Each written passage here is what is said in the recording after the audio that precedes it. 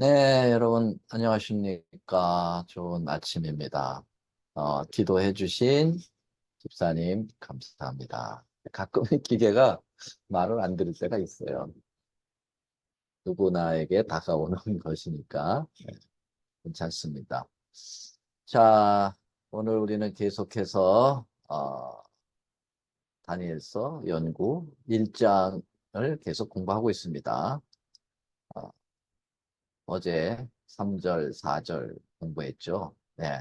특별히 어, 이 부분은 이렇게 표현할 수 있을까요? 바벨론화, 네, 바빌로니제이션 그렇게 얘기했는데 히브리적 사고 방식을 빼내고 다시 말하면 하나님의 신앙의 정신을 빼내고 세속적이고 타락한 사단적 사고 방식, 바벨론적 사고 방식을 대신 집어 넣으려고 하는 모습이 이 다니엘 1장에 나오고 있습니다. 자, 그래서 몇 가지 방법을 통해서 바빌로니제이션을 하고 있는데요. 첫 번째가 교육이라고 그랬습니다. 교육 문제를 좀 다뤘는데요. 교육을 통한 이 부분이 굉장히 중요하기 때문에 제일 먼저 다니엘서에서도 언급을 하는 것 같습니다. 여기 보면 다니엘 1장 4절에 보면 그들에게 갈대아 학문을 가르치게 하였다. 그렇게 얘기를 했는데 이 바벨론 교육.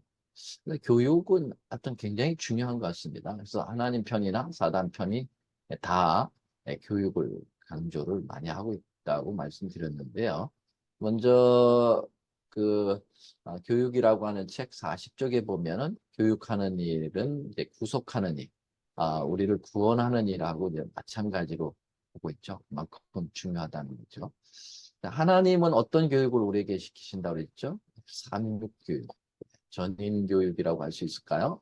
지덕체가 조화된, 그래서 이 멘탈, 이 지적인 것은 어, 이 하나님의 이게 학문적인 어떤 지식이라기보다는 성경, 어, 하나님의 말씀을 어떻게 지혜롭게 연구하고 그걸 통해서 영적 삶을 고양시키는가 이런 부분이 이제 이 지적 부분이죠. 그 다음에 이 덕육이라는 거는 spirituality인데요. 영적인 부분이죠. 네, 하나님의 품성을 마음에 어, 간직하는 그런 훈련들, 영적인 부분들을 다루고 있습니다. 이런 교육이 필요하죠. 네, 그리고 체육이라고 하는 거, 피지컬리 한 건데요. 이거는 일단 말씀드리겠지만 스포츠가 아니라 노동을 통한 경건한 그러한 활동이죠. 한마디로 얘기해서 그래서 우리의 정신과 육체가 함께 강건할 수 있도록 건강할 수 있도록 만들어 주는 교육입니다. 자, 예수님도 삼육교육을 받으셨다고 말씀드렸죠. 예수님이 삼육교육의 원본이시죠. 누가복음 2장 40절 52절에 보면은 예수님은 강하여지고 어린 어떤 이제 피지컬 부분이고 위스덤 지혜가 있고 그 다음에 grace of God 하나님의 은혜 이 영적인 부분이죠. 그래서 지덕체가 있었다. 그리고 52절에도 예수님이 더 자라나실 때 그 지혜가 자라났다 그랬어요. 이제 잘 교육받고 있으신 거죠. 그 키가 자라가고 피지컬리한 거죠. 그 다음에 영적인 부분이 또 언급됩니다. 하나님과 사람에게 더 사랑하여 가시더라. 이렇게 삼육의 모습을 우리 예수님의 어린 시절, 유아 시절서부터 보여주셨다. 이렇게 볼 수가 있겠습니다. 자, 이런 것이 이제 하나님의 전인적인 그 교육의 형태라고 볼 수가 있는데요. 자, 오늘은 제 9강 그 9번째 강의가 되겠습니다. 그래서 오늘 시작하는 것은 이제 사단도 삼육교육을 시킨다. 이렇게 말씀드릴 수가 있는데요. 하나님의 삼육교육을 어떻게 변질시켜서 삼육교육을 시키고 있는지 한번 좀 살펴볼까요? 이게 바벨론적 그 방식의 교육이고요. 이게 오늘날 세상의 교육 방법이에요. 그래서 지육이라고 하는 아까 말씀드린 그 성경 말씀 또 천연계를 통하여 하나님을 깨닫고 하는 그런 지적인 부분을 오늘날에는 또 바벨론적인 교육은 편파적 교육을 시키는 겁니다. 다시 말하면 직접 능력만 강조하는 거죠. 직접 능력만 강조해서 무조건 1등, 무조건 서울대학, 하버드 중요한 대학을 가야 된다 하는 그런 편향된 교육이 바벨론적 교육이죠. 네. 네, 이게 이제 지육적인 모습의 부분이고요. 근데 이제 사실은 사단이 하나님의 백성, 특히 이제 이 젊은이들을 자신의 이상에 일치하도록 동화시키기 위해서 사용하는 첫 번째 그 교육 방법인데, 교육의 목적은 사실 변화를 초래하는 데 있습니다. 교육은 사람을 변화시킴으로써 세상을 변화시키는 최선의 방법인데, 바로 이 잘못된 지육, 지적 능력만 간주해서 사람의 변화는 일으켜지지 않아요. 그냥 지적인 능력만 향상시키는 거. 이게 바벨론 교육이 아니겠나. 두 번째, 덕육. 덕육은 스피리추얼리티죠. 근데 사단은 하나님 없는 교육을 시키는 거예요. 잘못된 과학으로 특별히 창조주를 부인하는 교육. 진화론이죠. 그래서 이런 하나님 없는 교육을 시키는, 또 하나님의 품성과 전혀 관계없는 교육입니다. 이런 교육이 오늘날 교육계에 나타나는 모든 부분이라고 볼 수가 있겠어요. 물론 그들이 지향하고 내세우는 것들은 상당히 고상하죠. 그러나 현실은 그렇지 못합니다. 현실은 예, 이렇게 하나님이 없는 그러한 신앙을, 하나님 없는 교육을 실시하고 있습니다. 뭐 진화론 같은 게 가장 치명적인데요. 아시다시피 이 유치원서부터 시작해가지고 대학원까지 이게 마치 과학인 양 그렇게 가르치면서 이 진화론을 세뇌시켜버리면 창조주는 사라지는 거예요. 그래서 하나님이 이 땅을 창조하셨다고 하는 그 놀라운 그 가장 영적인 기초가 되는 이 창조주를 부인하게 만드는 교육. 이게 오늘날의 바벨론 교육이죠. 그 다음 세 번째, 체육이죠. 이 바벨론적 세속적 체육은 어떤 교육인가요? 이거는 경쟁의 원리의 스포츠로 이루어진 일그러진 체육이다라고 제가 이렇게 붙여봤는데요. 이렇게 자기의 육체를 건강하게 만들기 위한 그런 아주 건전한 건강 그 관리가 아니라 이건 서로 경쟁을 다투는 겁니다. 그래서 스포츠, 오늘날의 스포츠가 얼마나 광적으로 이루어지는지 잘 아시죠? 네. 그래서 사람들이 스포츠 하면은 완전히 그 몰입을 하고 서로 열을 내고 또 지면 스트레스 받고 이기면 자만하고 이런 경쟁 논리의 체육으로 전락시켜 버렸다. 이렇게 볼 수가 있겠습니다. 그래서 한마디로 얘기하면 오늘날의 스포츠는 하나의 종교가 돼버린 만큼 말이죠. 그래서 유명한 스포츠 스타들은 떼돈을 벌고 그것이 모든 젊은이들의 하나의 추앙의 그러한 신으로서까지 격상이 되는 부분을 보게 되고, 그리고 나도 저렇게 돼야 되겠다 하는 그런 한마디로 우상적 그런 부분으로 전락된 것이 이제 체육의 교육입니다. 이런 교육을 바벨론 교육이라고 할 수가 있고요. 이게 다니엘과 세 친구들에게 이러한 교육들이 주어졌을 겁니다. 자, 이 사단이 그 하나님의 백성들을 특별히 이렇게 제대로 된 변화를 초래하지 않도록 하는 그런 교육을 실시하고 있다는 거 말씀드렸고요. 여기 각시대 대쟁투 141쪽에는 루터가 이런 얘기를 했습니다. 각 대학이 만일 열심히 성경을 설명하고 이것을 청년들의 마음 가운데 인식시키지 못할진데 지옥의 문이 될까 두려워하는 바이다. 누구든지 그 자녀를 성경을 으뜸으로 삼지 않는 학교에 보내지 않기를 권면한다. 하나님의 말씀을 계속적으로 연구하는 사람들이 없는 교육, 기관은 모두 틀림없이 타락하고야 만다. 루터가 상당히 올바른 교육관을 가지고 있죠. 예. 그래서 모든 학교는 하나님을 가르쳐야 된다. 예.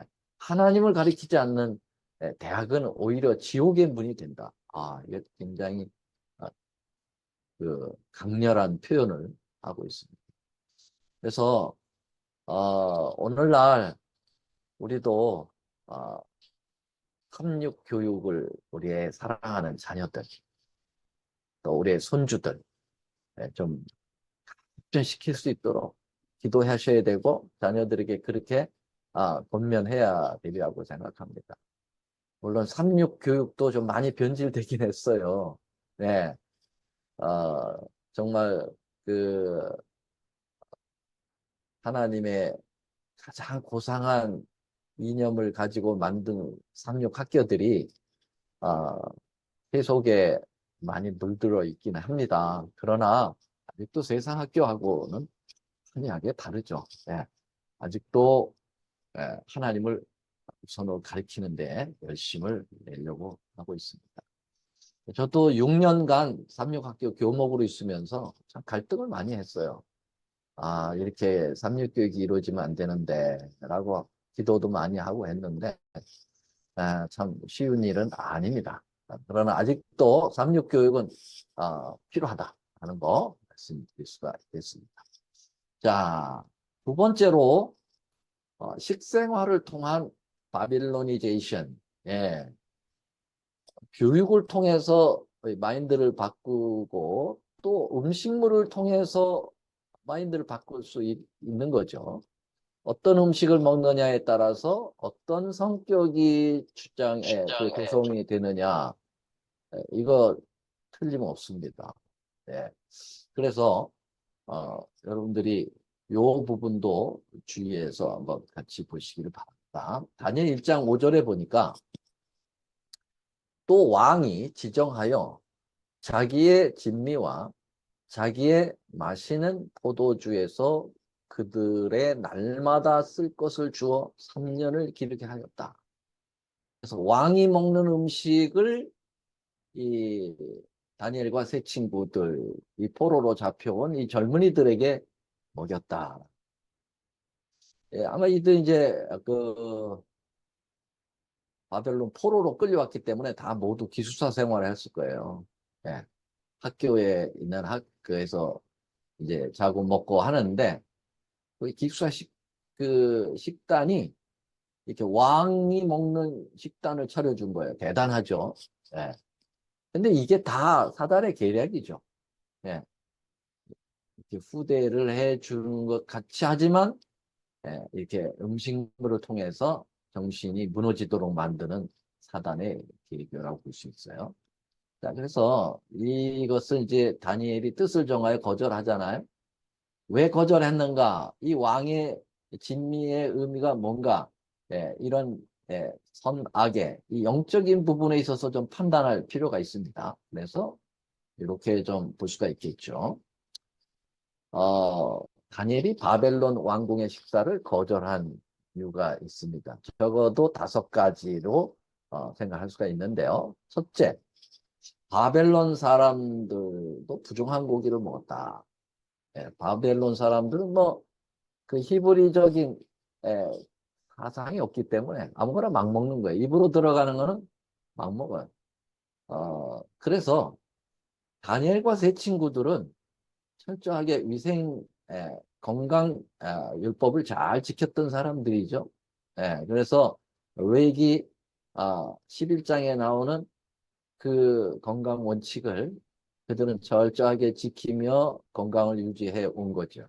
어떤 율법적인 차원도 있지만 우리의 몸의 건강을 위해서 하나님께서 골라주시는 거니까 잘 거기에 순종하며 살아왔던 사람들이에요.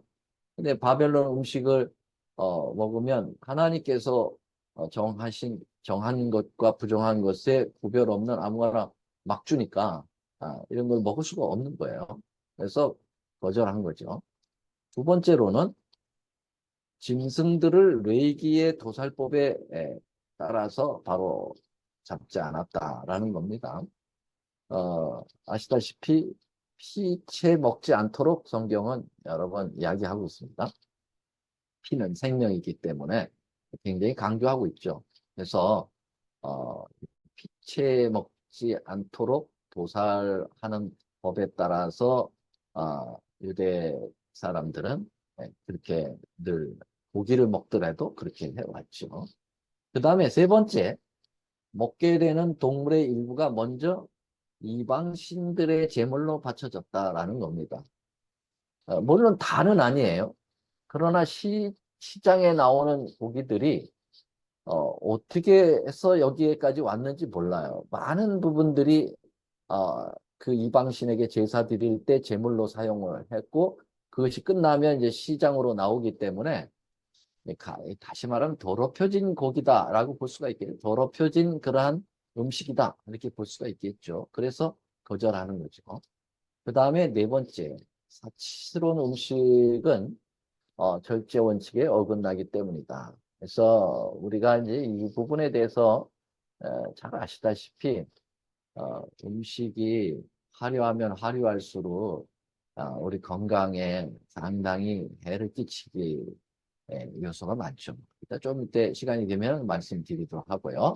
다섯 번째, 다니엘과 그의 친구들은 아예 육식 자체를 피한 것으로 여겨집니다. 그래서 베지테리안인 것 같아요. 그래서 고기가 들어있는 왕의 진미를 거절할 수밖에 없었다. 이렇게 볼 수가 있겠습니다.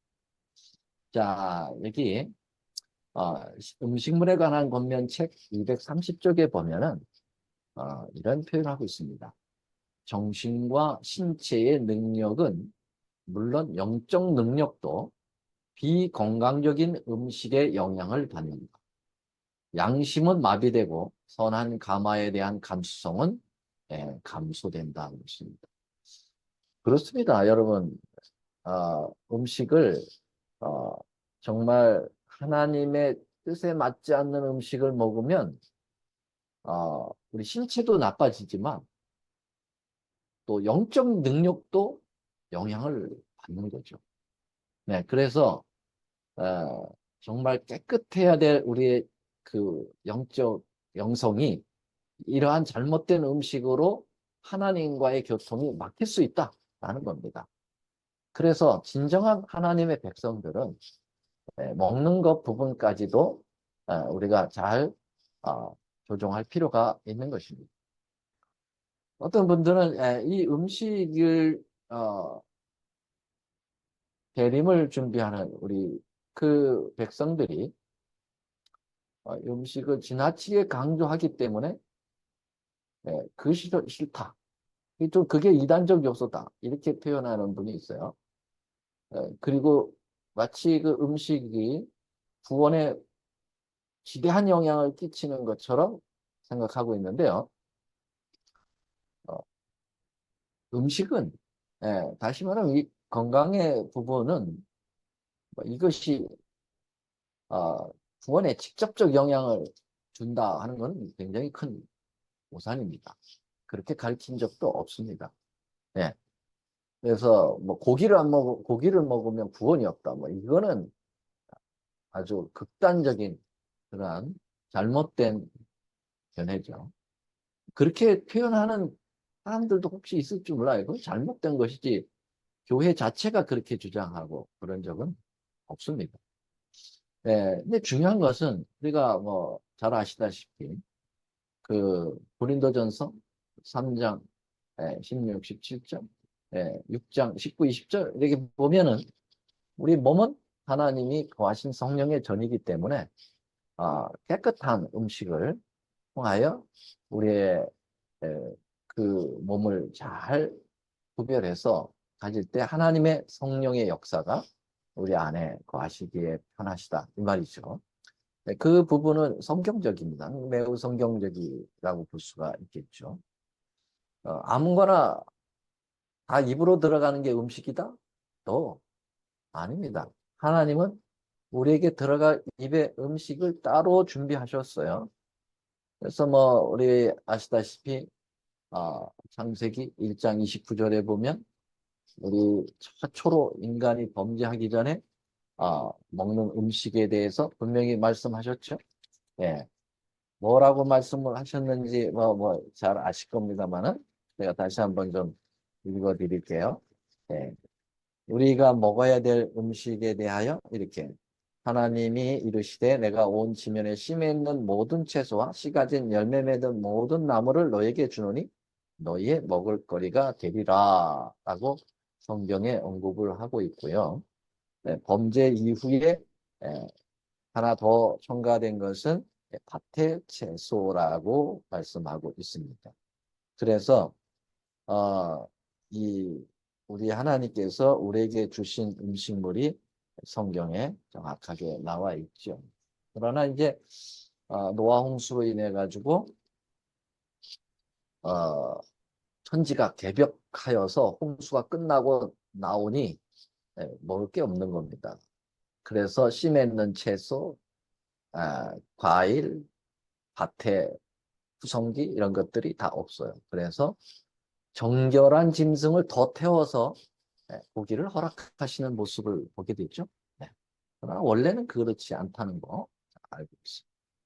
자, 그래서 중요한 것은 우리가 정말 깨끗한 음식으로 우리 영적인 길을 잘 닦아 놓으면 좋겠다 이렇게 생각합니다. 하나님하고의 영성 교류가 이런 음식물과도 상관이 있다고 하는 사실을 말씀드릴 수가 있겠습니다. 자, 우리가 부모님으로서 여러분들이 자녀를 키우면서 특별히 어머니들이 식단에 올릴 때 아무거나 막 주지 않죠. 아이들 사랑하고 가족들 사랑하면 시장에 가서도 잘 고릅니다. 불량식품 절대 안 사죠. 조금 썩은 거 안 사죠. 네, 아주 좋은 것만 골라서 식당에 올리려고 노력합니다. 이게 진짜 엄마죠. 계모는 달라.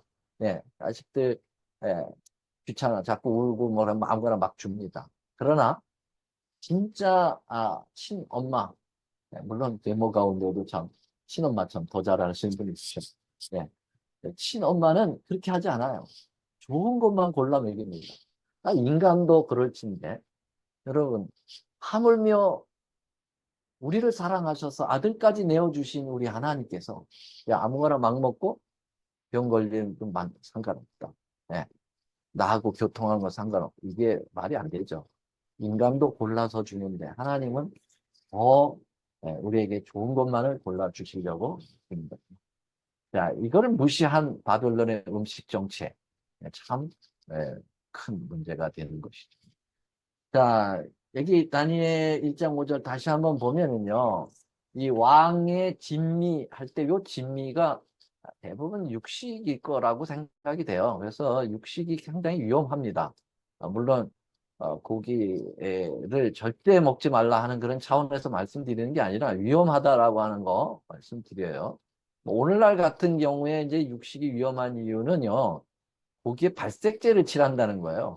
그래서 이 발그스름하게 아주 고기 먹고 싶은 마음이 들 정도의 색깔을 유지하거든요. 이제 거기에 그 아미노산이 이제 그 한 아질산염을 첨가한다고 하는데요.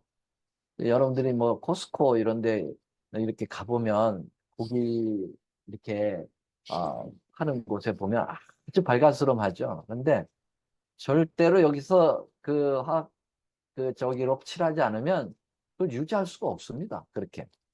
왜냐, 제가 저희 아버지가 수의사시거든요. 그래서 아버지 쫓아서 제가 많이 그 도살장에도 가고 또 여러 그 소가 죽고 돼지가 죽고 한 부분들을 제가 많이 봤거든요. 근데 일단은 그 고기를 이 공기와 이렇게 접촉하게 되면 아주 거무튀튀해져요. 네, 그래서 어, 정말 흉하게 되거든요. 근데 이 땅에서 파는 건 이런 화학적인 것을 칠해서 유지시킨단 말이죠. 그게 이제 이렇게 구워서 불을 가하게 되면은요, 벤조필이라고 하는 독가스가 발암 물질이 나오는 거죠. 그래서 소고기 한 근에 담배 600가치에서 나오는 벤조필인 발암 물질이 소고기 한 근을 구워 먹을 때 나온다. 그렇게 에, 영양학자들이 이야기하고 있습니다. 그만큼 무섭습니다. 고기를 많이 먹으면 피가 산독화되죠. 면역성이 저하되고 골격에 칼슘이 탈취되고 그 다음에 근육 탄력성이 결핍되고 그리고 적혈구 감소, 빈혈 발생이 있게 되고 혈소판 감소가 되고 혈액의 응고가 느려지고 탈모가 빠르고 위장의 긴장력이 약화되고 뇌 세포가 흥분되어 되기 쉽고 일반 성인병에 걸리기가 쉬운 거죠. 이게 아, 육식으로 오는 그런 피해 요소들이고요. 근데 이제 특별히 고혈압, 동맥경화, 심장병 가장 무서운 현대병 아닙니까? 이 생활습관병인데요. 이 병에 걸릴 확률이 매우 큽니다. 왜냐하면 피가 걸쭉해지기 때문에 제대로 흐르지 않으니까 혈압이 올라가게 되고 그리고 이 동맥이 이제 딱딱해지는 경화증을 보게 되고 혈압이 올라가고 막 동맥이 딱딱해지면 심장에 무리가 돼서 심장병이 오게 되는 겁니다. 그래서 최근에 이제 그 사망의 가장 큰 원인은 순환기 계통의 질병이라고 그러거든요. 이게 가장 암보다도 더 사망률이 높아요. 이게 다 어디서 오느냐면 우리가 육식을 너무 많이 하기 때문에 거기서 오는 과학 콜레스테롤 현상에서 오는 것입니다. 이렇게 되면은 신장에도 문제가 되죠. 이 키드니에. 그래서 신장병이 이제 걸리는데 단백질이 이제 많은 음식물이 들어가면은 그걸 소화하기가 굉장히 저기 하기가 어려워요. 그걸 처리하기가 어려워요. 그래서 신장에 이제 과부하가 걸리게 되죠. 네. 그 다음에 이제 뼈가 약해진다는 거예요. 고기를 먹으면. 왜 그러냐? 칼슘과 인의 비율의 불균형을 만들어요. 그래서 요 불균형이 되면 칼슘이 배설이 되면서 그 균형을 맞추려고 하거든요. 그래서 뼈에 약해지는 고울다공증이라든 것들이 고울연화증 이런 것들이 생기게 됩니다. 고기를 많이 드시면 그런 일들이 있고 이런 애도 저기가 있고요. 그래서 음식물에 관한 권면에 보면은 고기를 먹음으로 병에 걸릴 확률이 10배가 증가된다. 대단하죠. 또 동물들의 병이 여과없이 이제 우리 자신의 피 속에 들어온다는 거예요. 저도 아까 말씀드렸듯이 수의사 아들이거든요, 제가. 우리 아버지 교수하면서 쫓아다녔죠. 또 꽤 되거든요. 근데 병들 많이 걸립니다. 그러면은요, 이따만한 항생제, 똑같은 인간에게 넣는 항생제 똑같이 넣습니다. 양만 많이. 그럼 그것이 몸으로 들어가는 거예요. 동물 몸으로. 그럼 배설이 안 됩니다. 다른 것은 다 배설돼도 그 항생제는 배설이 안 돼요. 그러면 그 고기 속에 함치 들어오는 겁니다. 이제 거의 마치겠는데요. 조금만 이왕한 거니까요. 병든 소가 식탁에 오른다. 예. 미국은 이제 모르겠어요. 근데 한국 같은 경우에 이 병든 고기를 섞어서 판다는 거예요. 절대로 이 소값이 비싸기 때문에 비용이 좀 들었다고 도살해서 묻어버리지 않습니다. 이거 다 바로 도살장으로 가죠. 그래서 여기 보면 도축 40마리 중 11마리가 병든소예요. 그래서 이 고기가 정말 건강한 풀을 먹고 깨끗한 공기를 마시며 먹었던 그, 아, 소인지 아니면 병들어서 온 소의 고기인지 알 수가 없는 거예요. 그러니까, 40마리 중 11마리니까 얼마나 많은 양의 그런 병든 고기들이 우리 올라오겠습니까? 그러니까 광우병도. 그래서 고기보다는 채식이 좋죠. 예. 그래서 알칼리성 식물이고 이런 여러 가지 좋은 채식의 유익점이 있음을 우리 너무 잘 아시기 때문에 이렇게 간단하게 넘어가겠습니다. 자, 그러면 오늘은 여기까지 공부하고요. 내일은 요 포도주에 대해서 이 포도주 술이거든요. 술 굉장히 또 심각합니다. 그래서 요 음식물로 인한 동화 바빌로니제이션 그 다음에 또 다른 세 번째 계명을 통한 바빌로니제이션 계속 공부하도록 하겠습니다. 자, 오늘 실제적인 오늘 우리의 삶과도 아주 직결되어 있는 이런 부분들, 바벨론적 부분들을 말씀드림으로써 우리가 그곳으로부터 벗어나고 하나님의 앞에 온전히 설 수 있는 그러한 마음가짐을 갖자고 제안드리겠습니다. 오늘 여기까지 마치도록 하겠습니다. 감사합니다, 여러분. 예. 자, 제가 이걸 잠깐 마치고요. 그 공지사항을 좀 하나 드릴까요?